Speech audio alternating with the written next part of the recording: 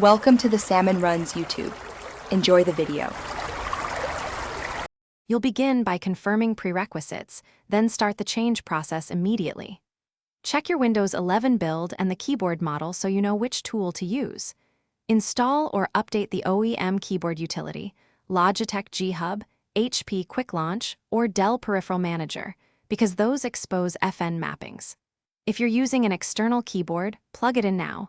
If changes require admin rights, sign in as an administrator so settings can be saved without interruption.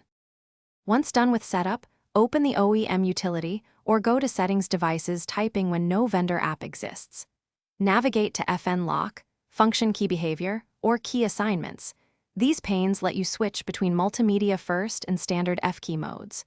Remap individual F1 through F12 keys by selecting a key, choosing the new action, and applying it.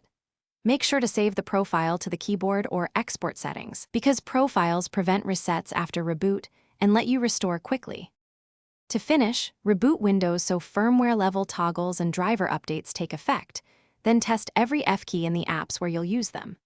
If mappings revert, reopen the utility and reapply or reload the saved profile, and update the keyboard driver from Device Manager.